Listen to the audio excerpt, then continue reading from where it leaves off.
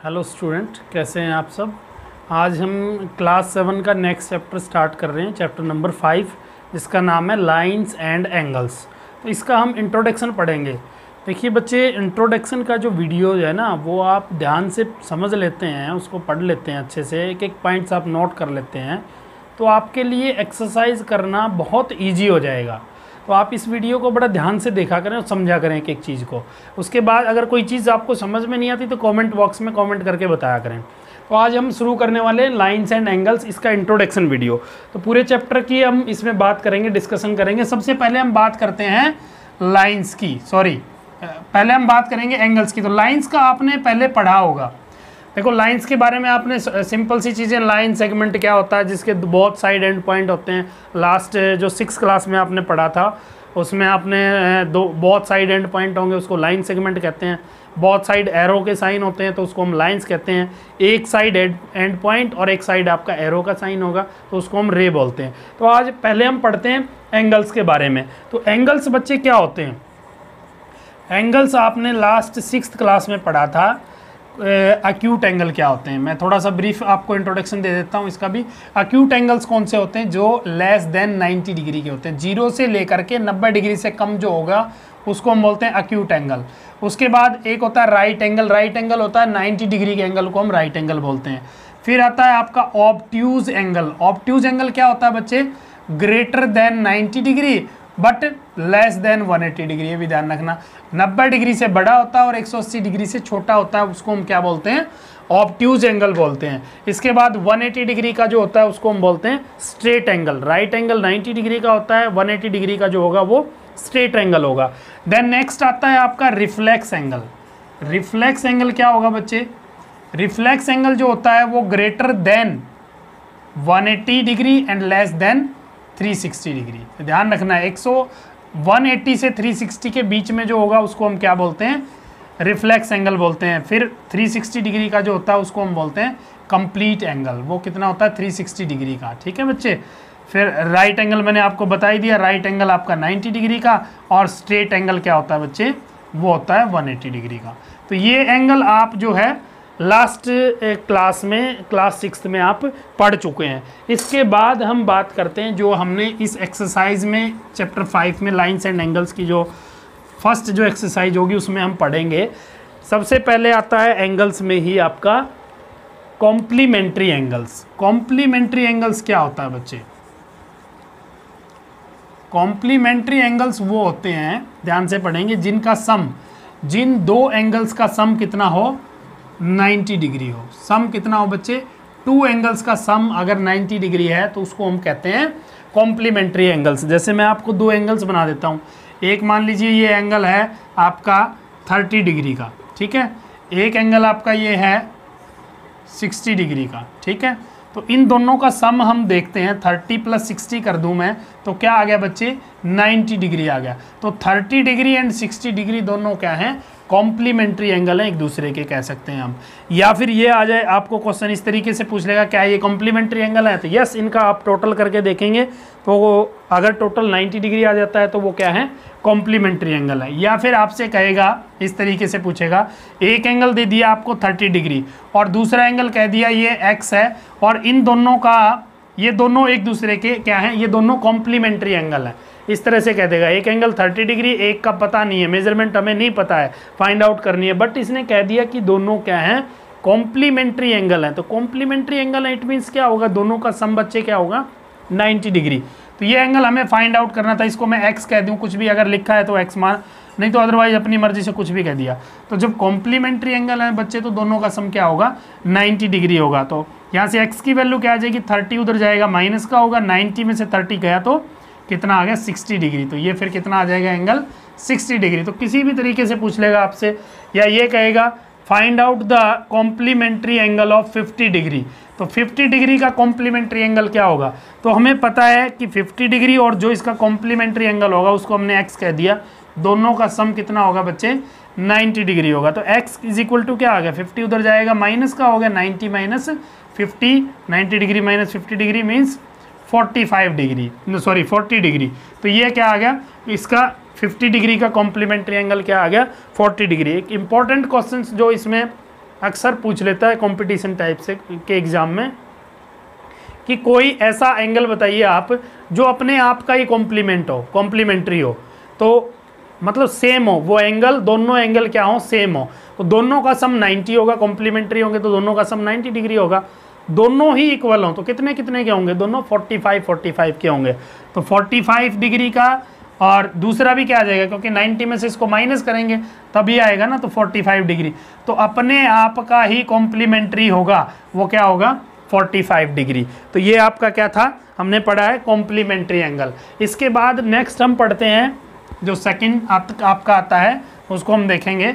वो second type का angle है इसमें, वो आता है आपका सप्लीमेंट्री एंगल। ये हमने पढ़ा था कॉम्प्लीमेंट्री, अब हम पढ़ेंगे सप्लीमेंट्री। सप्लीमेंट्री एंगल क्या होगा बच्चे, सप्लीमेंट्री एंगल वो होता है जिन दो एंगल्स का सम 180 डिग्री हो।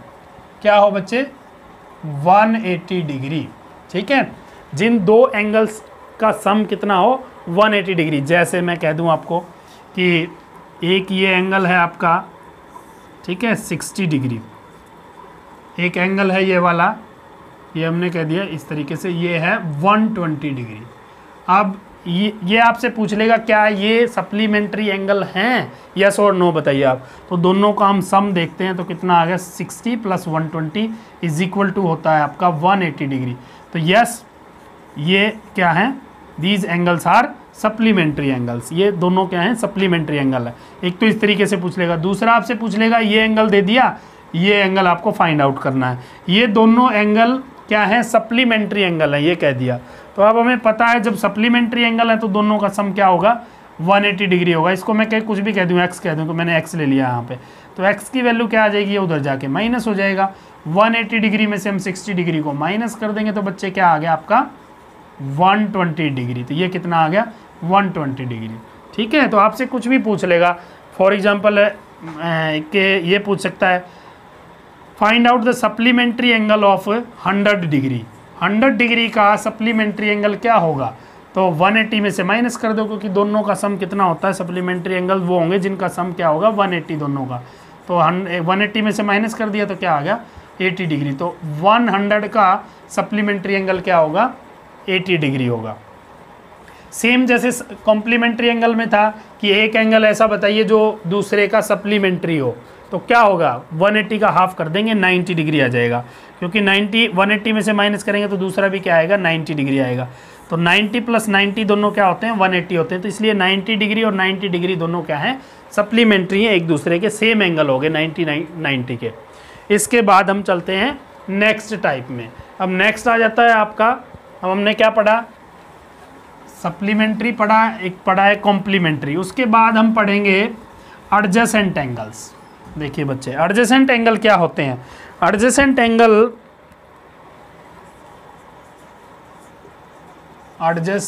एंगल्स इसको ध्यान से समझेंगे। एडजेसेंट एंगल क्या होंगे, जिन एंगल्स में एक कॉमन वर्टेक्स हो। देखो वर्टेक्स क्या होता है, और फिर इसने कहा है कॉमन वर्टेक्स।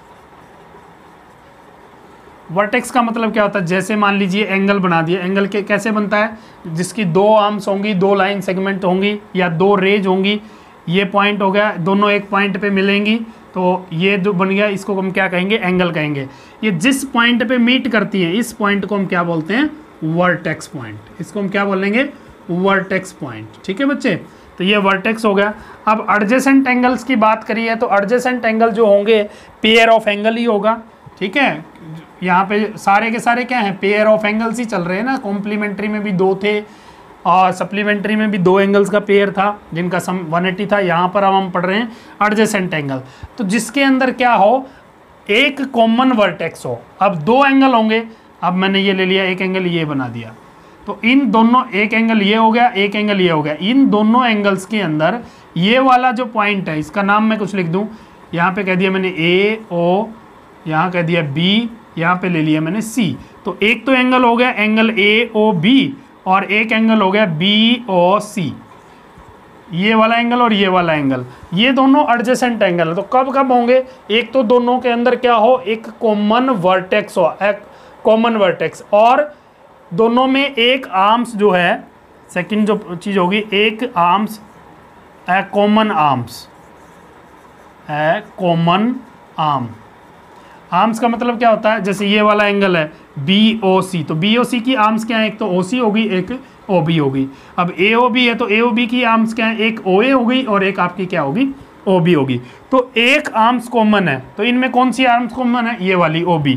देखो OB इसमें भी आती है और OB यहाँ भी आ रही है, BO या OB एक ही बात है। तो एक आर्म्स कॉमन होगी, एक वर्टेक्स कॉमन होगे, बट क्या होगा, एक चीज़ ध्यान रखनी है, नो कॉमन इंटीरियर, कोई भी इंटीरियर पार्ट कॉमन नहीं होगा, बस ये ध्यान रखना है, नो कॉमन इंटीरियर पार्ट। जैसे ये एक में इंटीरियर पार्ट ये हो गया सारा का सारा, और इसमें ये वाला हो गया, ये सारा इंटीरियर पार्ट हो गया, तो ये जो है इंटीरियर पार्ट कॉमन नहीं है, बस ये ध्यान रखना है। कहने का भाव है जैसे AOB हो गया और हम कहें AOC भी कह दें, यानी AOB कह दिया मैंने और AOC कह दिया, ये आपके एडजेसेंट एंगल नहीं है। क्यों नहीं है, क्योंकि AOB में ये वाला पार्ट आ गया और AOC में भी ये वाला पार्ट आ गया, तो कॉमन पार्ट आ गया ना, लेकिन जो एडजेसेंट एंगल होते हैं उनके अंदर कॉमन पार्ट नहीं होता। तो ये वाले जो है एडजेसेंट एंगल नहीं है। एडजेसेंट एंगल क्या है, AOB और BOC। AOB का ये वाला इंटीरियर पार्ट है, ये BOC का ये वाला इंटीरियर पार्ट है अंदर का, तो इनके अंदर कोई भी इंटीरियर पार्ट कॉमन नहीं है। सिर्फ कॉमन क्या है, एक कॉमन वर्टेक्स हो गया, एक जो है कॉमन आर्म होगी जो कि वो क्या है, BO है, और कोई भी इंटीरियर पार्ट कॉमन नहीं है, तो उसको हम क्या कहते हैं बच्चे, एडजेसेंट एंगल बोलते हैं। ठीक है बच्चे, तो आपको ये एडजेसेंट एंगल अच्छे से समझ आ गया होगा। अब हम नेक्स्ट पढ़ते हैं, नेक्स्ट टॉपिक पे आ जाते हैं हम, लीनियर पेयर। एंगल्स पढ़ते हैं हम लीनियर पेयर। ठीक है बच्चे, क्या है लीनियर पेयर। अब लीनियर का मतलब आप समझ ही गए होंगे, लीनियर का मतलब होता है एक लाइन पे जो बनते हैं। ठीक है, एक लाइन पे जो बनते हैं, जैसे मान लीजिए आपकी ये एक लाइन है, ये लाइन होगी और इसके मैं दो पार्ट कर दूं, ये एक एंगल ये हो गया, एक एंगल ये हो गया, इन दोनों का सम देखेंगे आप, ये पूरा एंगल जो है वो क्या है, 180 डिग्री का है। तो हमेशा जिन एंगल्स का सम 180 डिग्री हो, बट 180 तो आपका सप्लीमेंट्री एंगल भी होते हैं जिनका सम 180 डिग्री होता है, यहाँ पर क्या होगा, एक ही लाइन पर बने होंगे दोनों एंगल, एक ही लाइन, वो अलग अलग लाइंस पे भी हो सकते हैं। तो यहाँ पर क्या होगा, ये वाली सेम लाइन होगी, इसी लाइन पे बने हैं ना, तो एक ये एंगल हो गया, एक ये एंगल हो गया, इसको 1 कह दूं मैं, इसको 2 कह दूं, तो 1 और एंगल 1 एंड एंगल 2 क्या है, sorry angle 2 are linear pair. इसको हम क्या कहेंगे, लीनियर पेयर कहेंगे। तो ये दोनों एंगल जो हैं आपके लीनियर पेयर हैं, जो एक ही लाइन पर बनते हैं और जिनका सम, मतलब दोनों एंगल को ऐड करें और एक स्ट्रेट लाइन बन जाए आपकी। ठीक है ना, या इस तरीके से मैं कह दूं ये हो गया, या ऐसे ले लिया मैंने, ये वाली लाइन ले ली और ये ले लिया, तो ये दोनों का सम भी एक क्या होगा, एक सीधी स्ट्रेट लाइन होगी, ये स्ट्रेट लाइन ही है। ठीक है ना, या ऐसे कह दूं मैं, ये वाला, इन दोनों का सम करेंगे तो ये एक स्ट्रेट लाइन होगी, तो ये दोनों क्या है, लीनियर पेयर है। ठीक है, linear pair, pair of linear angles भी एंगल्स ही हो गए, एंगल्स के लीनियर पेयर है। ठीक है बच्चे, अब नेक्स्ट आ जाते हैं हम, इसके बाद आता है वर्टिकली ऑपोजिट एंगल। नोट करते रहिए आप साथ साथ सारी चीजें, vertically opposite angle, vertically opposite angles. अब क्या होते हैं बच्चे, वर्टिकली अपोजिट क्या होंगे, जैसे मान लीजिए दो लाइंस हैं और वो आपस में इंटरसेक्ट कर रही हैं, जैसे एक ये लाइन होगी, एक ये लाइन होगी, दोनों एक पॉइंट पे इंटरसेक्ट करती हैं, इसको बोलते हैं, इस पॉइंट को पॉइंट ऑफ इंटरसेक्शन।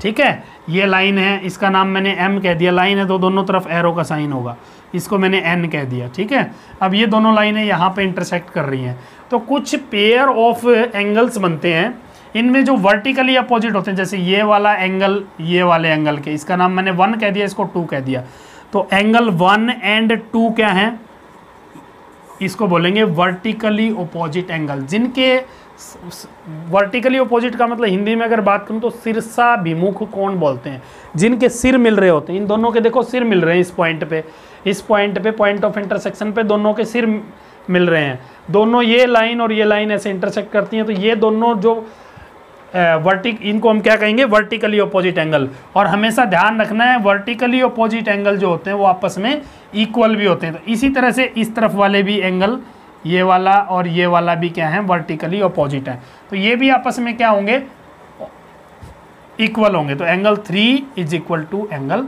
4, ये भी क्या है, वर्टिकली अपोजिट, ये भी आपके क्या हैं, वर्टिकली अपोजिट, ये पेयर्स बन गए। तो इस तरीके से आपका बनता है वर्टिकली अपोजिट। इसके बाद हम पढ़ते हैं पेयर ऑफ लाइंस में आ जाते हैं। जैसे सबसे पहले हम पढ़ते हैं इंटरसेक्टिंग लाइंस क्या होती हैं। तो ये जैसे हमने वर्टिकली अपोजिट एंगल बनाए थे, तो इसी तरीके से ये कब बने थे जब वर्टिकली अपोजिट, जब दो लाइंस आपस में इंटरसेक्ट कर रही थी। तो पेयर ऑफ लाइंस हम पढ़ते हैं, सबसे पहले पढ़ते हैं intersecting lines. Intersecting lines, intersecting lines क्या होती हैं, जैसे मैंने अभी बताया, अभी लास्ट टॉपिक जब बता रहा था, जब दो लाइनें आपस में एक पॉइंट पे इंटरसेक्ट कर रही हैं। कॉमन पॉइंट जो है ये है, दोनों लाइनों का एक कॉमन पॉइंट है, ठीक है बच्चे। इस कॉमन पॉइंट को हम क्या बोलते हैं, पॉइंट ऑफ इंटरसेक्शन। तो ये क्या है, इंटरसेक्शन, ये दोनों क्या हैं बच्चे, इंटरसेक्टिंग लाइंस हैं, ठीक है। इनको हम क्या कहेंगे, इंटरसेक्टिंग लाइंस। इसके बाद आता है ट्रांसवर्सल लाइन। ट्रांसवर्सल लाइन क्या होता है बच्चे, जब कोई भी दो लाइंस है इस तरीके से, ये दो लाइनें हैं, ठीक है, ये दो लाइनें हैं, इसका नाम मैंने M कह दिया, ये N कह दिया। कोई भी दो लाइंस को एक लाइन डिफरेंट पॉइंट्स पे, डिफरेंट पॉइंट पे इंटरसेक्ट कर रही है। जैसे ये कोई लाइन है, इसका नाम कह दिया मैंने L कह दिया। L कोई लाइन है, ये L लाइन M को इस पॉइंट पे O पे इंटरसेक्ट कर रही है और N लाइन को P पे इंटरसेक्ट कर रही है। जब ये O और P पे इंटरसेक्ट कर रही है, दो लाइंस को, L लाइन M और N लाइन को O और P दो अलग अलग पॉइंट पे इंटरसेक्ट कर रही है, तो जो लाइन L है, जो लाइन आपकी क्या है, L इज कॉल्ड, क्या कहेंगे उसको, is called a transversal line, ठीक है। इसको हम क्या कहेंगे बच्चे, ट्रांसवर्सल लाइन कहेंगे, जो दो लाइन को डिफरेंट पॉइंट पे इंटरसेक्ट कर रही है, या मोर देन टू लाइंस को हम कह सकते हैं, अलग अलग पॉइंट पे इंटरसेक्ट कर रही है, उस लाइन को हम कहते हैं ट्रांसवर्सल लाइंस। इसके बाद हम बात करेंगे, अब ये जो ट्रांसवर्सल लाइन है, इस ट्रांसवर्सल लाइन से कुछ एंगल बनते हैं, ठीक है बच्चे, angles made by transversal lines. तो angles made by transversal lines वो कौन से होंगे, angles made by transversal line. देखिए मैं आपको बताता हूं बारी बारी से, इसको ध्यान से पढ़ेंगे हम। जैसे ट्रांसवर्सल लाइन, ये वाली क्या है आपकी, दो लाइनें हैं, और ये क्या होगी आपकी L जो लाइन है, ये ट्रांसवर्सल लाइन होगी। ये दो लाइन है M और इसका नाम मैंने कह दिया N।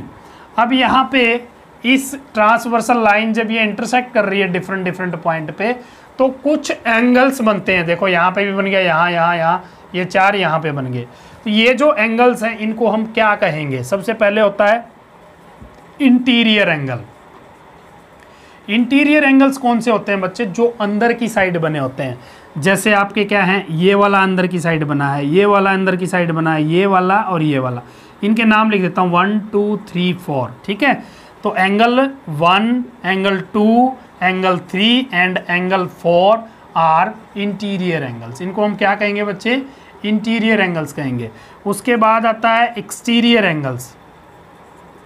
एक्सटीरियर एंगल क्या होंगे, जो बाहर की तरफ बने होते हैं। एक्सटीरियर एंगल में जैसे बाहर की साइड ये बना है 5 6, इसको मैंने नाम दे दिया 5 6 7 8। तो ये सारे के सारे क्या हैं बच्चे, एक्सटीरियर एंगल है। एंगल 5 6, एंगल 7 एंड 8, एंगल ये चारों क्या हैं, एक्सटीरियर एंगल है। उसके बाद आता है बच्चे कॉरस्पॉन्डिंग एंगल्स। ध्यान से समझना इसको, कॉरस्पॉन्डिंग एंगल्स क्या होते हैं।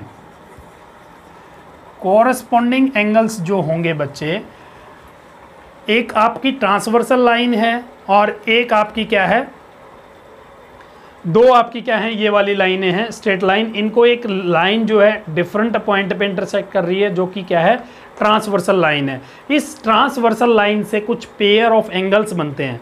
तो उनमें मैंने इंटीरियर एंगल बताया, एक्सटीरियर एंगल बताया आपको। अब हम बात कर रहे हैं कोरस्पॉन्डिंग एंगल्स की। जो कोरस्पॉन्डिंग एंगल्स होते हैं ट्रांसवर्सल लाइन के एक ही साइड के, ध्यान से सुनना, ट्रांसवर्सल लाइन के एक ही साइड के, एक इंटीरियर होगा एक एक्सटीरियर होगा। जैसे देखो ये वाला एंगल क्या है, एक्सटीरियर है, तो इसी, अब इस साइड का लिया हमने, राइट साइड का लिया, तो राइट साइड का इंटीरियर एंगल, ये वाला नहीं, ये वाला, तो ये वाला आपका क्या हो गया, जो है एंगल 7 एंड क्या हो गया भाई, एंगल 3, वो क्या है, कॉरस्पॉन्डिंग एंगल है। इसी तरह से जब इंटीरियर एंगल हम ये लेते हैं 2, तो इसके साथ एक्सटीरियर एंगल क्या हो जाएगा, ये 6 हो जाएगा। 2 और 6 आपके क्या हो गए, एंगल 2 एंड 6, ये भी क्या हो गए, कॉरस्पॉन्डिंग एंगल आ गए। अब हम इधर आ जाते हैं, अगर 5 ले रहे हैं हम, ठीक है, 5 ले रहे हैं तो 5 के साथ क्या होएगा, 1 होएगा।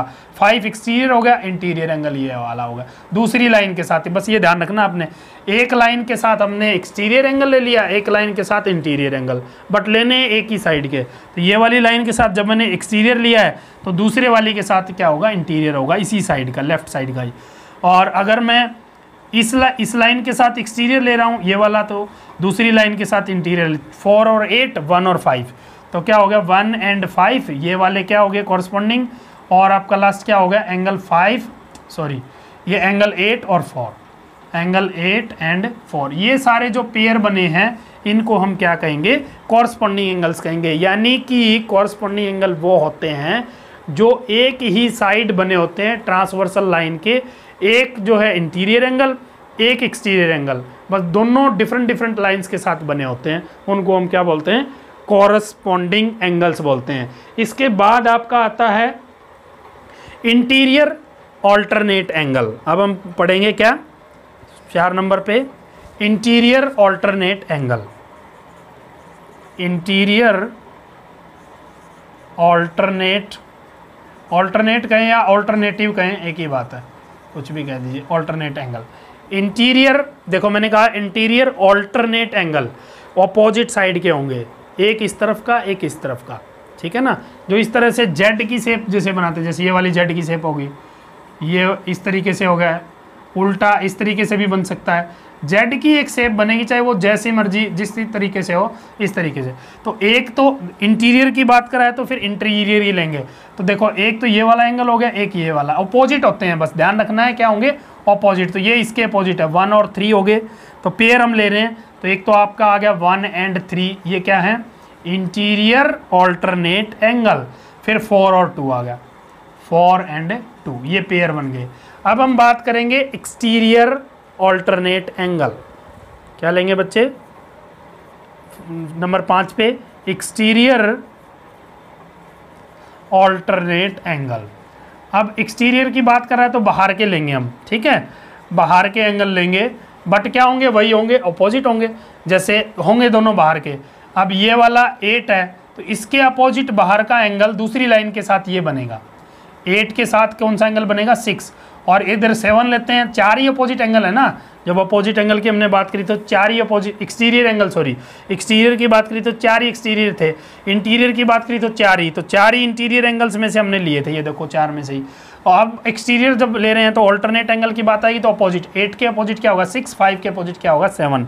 तो एंगल 8 एंड क्या हो गया 6 हो गया, और दूसरा पेयर क्या बन गया बच्चे, दूसरा पेयर बन गया 7 एंड क्या आ गया, एंगल 5।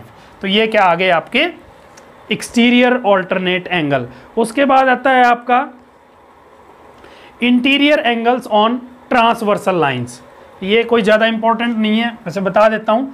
इंटीरियर एंगल्स नंबर 6 पे, interior angles on transversal line, on transversal line. अब बोलो ट्रांसवर्सल लाइन ये होगी तो इंटीरियर एंगल क्या होंगे, 1 2 4 3 जो हैं आपके। जैसे ट्रांसवर्सल लाइन पे एक ही साइड पे एक तो 2 हो गया, एक क्या हो गया आपका 3 हो गया, दूसरी साइड क्या हो गया 1 और 4। तो इंटीरियर एंगल हमारे क्या आगे ट्रांसवर्सल लाइन पे 1 2 3 4। बस ये हमने आज जो है इसमें पढ़ना था। इसके बाद हम पढ़ते हैं यही ट्रांसवर्सल लाइन। ये तो देखो ये जो 2 लाइनें थी, अब हम बात करेंगे ये दोनों लाइनें अगर पैरेलल हैं, अभी तक मैंने आपको पैरेलल की बात नहीं बताई, अगर ये दोनों लाइनें पैरेलल हैं उसके बाद एक इंटरसेक्टिंग लाइन इंटरसेक्ट कर रही है एक लाइन, तो ये सारे ये सारे के सारे बनेंगे। अब मैं फिगर केवल चेंज कर देता हूँ, जो पेयर ऑफ एंगल है वो तो यही बनेंगे सारे के सारे, बट क्या होगा उनमें डिफरेंस आप देखिएगा।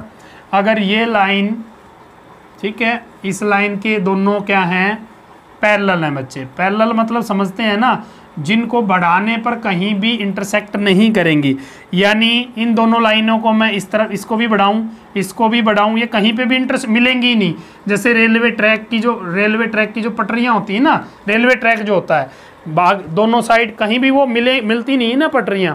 तो जो अगर ये दोनों लाइनें कहीं पे भी बढ़ाने पर दोनों साइड टच नहीं करती एक दूसरे को, तो ये दोनों लाइनें क्या हैं, पैरेलल हैं। या ये कहें कि दोनों की डिस्टेंस हर जगह, बीच की डिस्टेंस, परपेंडिकुलर डिस्टेंस हर जगह क्या है, इक्वल है, तो वो क्या होंगी, पैरेलल लाइंस होंगी। अब इन दोनों पैरेलल लाइंस को एक लाइन जो है अलग अलग पॉइंट्स पे इंटरसेक्ट कर रही है, अलग अलग पॉइंट पे इंटरसेक्ट कर रही है, तो इसको हम क्या कहेंगे बच्चे, इसको हमने कह दिया एल, या एल मतलब ट्रांसवर्सल लाइन। और ये आपकी क्या होगी, दो लाइनें एम और एन, ये दोनों पैरेलल लाइंस हैं, और एल एक ट्रांसवर्सल लाइन है जो कि डिफरेंट पॉइंट पे इनको इंटरसेक्ट कर रही है। तो देखो पेयर ऑफ एंगल्स तो यही बनेंगे, एंगल्स सारे क्या बनेंगे, वही interior angle, exterior angle, corresponding angle, interior alternate angle, exterior angle.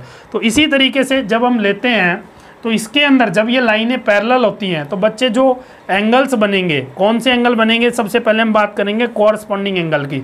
तो कॉरस्पॉन्डिंग एंगल हमारे क्या क्या थे, 7 और 3। कॉरस्पॉन्डिंग एंगल ये थे, एक ही साइड के, जैसे इसको मैंने 7 कह दिया, इसको मैंने 3 कह दिया, एक ही साइड के ट्रांसवर्सल लाइन के एक ही साइड के एक एक्सटीरियर एंगल और एक इंटीरियर एंगल, वो क्या है आपके कॉरस्पॉन्डिंग एंगल है। तो ये जो होंगे, अगर ये दोनों लाइनें एम और एन आपकी अगर इक्वल हैं, पैरेलल हैं, समानांतर हैं, तो ये जो कॉरस्पॉन्डिंग एंगल होंगे 7 और 3, ये दोनों आपस में इक्वल होंगे इफ ये जो दो लाइनें हैं एम और एन अगर आपकी पैरेलल हैं। तो पिछला जो मैंने टॉपिक आपको बताया उसमें लाइन पैरेलल नहीं थी, अब मैंने कहा कि अगर ये दोनों लाइनें पैरेलल्स हैं तो ये दोनों जो कॉरस्पॉन्डिंग एंगल्स हैं, यानी कॉरस्पॉन्डिंग एंगल्स के जितने भी पेयर्स बनेंगे वो सारे के सारे क्या होंगे बच्चे, इक्वल होंगे। तो 7 और 3 हो गया। 2 और 6, जैसे 2 मान लो मैं यहाँ ले लेता हूँ 2 और 6 मैंने यहाँ ले लिया, ठीक है, 2 और 6 इक्वल हो जाएंगे, 2 = 6। फिर आपका क्या था 1 और 5, तो 1 मैंने यहाँ कह दिया, ठीक है, कहीं भी ले लो 1 और 5, ये क्या हो गए कॉरस्पॉन्डिंग एंगल, तो ये भी आपस में क्या होंगे, इक्वल हो जाएंगे। इसी तरीके से आपका ये वाला एंगल 8 हो गया, ये वाला एंगल इसको मैंने क्या कह दिया 4 कह दिया, ठीक है बच्चे। तो 8 और 4 भी क्या होंगे, इक्वल होंगे। तो ये क्या है, कॉरस्पॉन्डिंग एंगल है। उसके बाद हम बात कर रहे थे, उसके बाद था इंटीरियर ऑल्टरनेट एंगल। तो इंटीरियर ऑल्टरनेट एंगल मैंने कहा था अपोजिट होते हैं, 1 और 4 हो गया दोनों साइड्स के, और 4 और 6 हो गया। तो अब देखें जब ये दोनों लाइनें पैरेलल हैं आपस में तो इंटीरियर ऑल्टरनेट एंगल भी आपस में इक्वल होते हैं, बस आपने ध्यान रखना है। यानी ये 1 और 3 आपका इक्वल होएगा, 1 = 3 और 6 = किसके होएगा, 4 के। तो इसको बोलेंगे हम इंटीरियर ऑल्टरनेट एंगल। और ये दोनों क्या होंगे, ये पेयर जो होंगे इनके इक्वल होंगे कब, जब ये दोनों लाइनें एम और एन आपस में क्या हों, पैरेलल हों। बस ये ध्यान रखना जब दोनों लाइनें पैरेलल हों। उसके बाद आपका था एक्सटीरियर ऑल्टरनेट एंगल। तो एक्सटीरियर ऑल्टरनेट एंगल में कौन से एंगल थे, एक तो जैसे ये 7 हो गया, एक ये 5 हो गया, 8 और 2 हो गया। तो ये भी आपस में इक्वल होंगे कब, जब ये लाइनें अगर पैरेलल हैं। तो 8 के इक्वल क्या होगा, एंगल 8 के इक्वल 2 और एंगल आपका 7 के इक्वल क्या होगा 5। ये कि इसको हम क्या कहेंगे, एक्सटीरियर ऑल्टरनेट एंगल। तो ये आपस में इक्वल होंगे जब एम और एन दो लाइनें क्या हों, पैरेलल हों। तो इस तरीके से ये आपका इंट्रोडक्शन का जो ऑलमोस्ट टॉपिक्स हमने इसमें कवर किए हैं।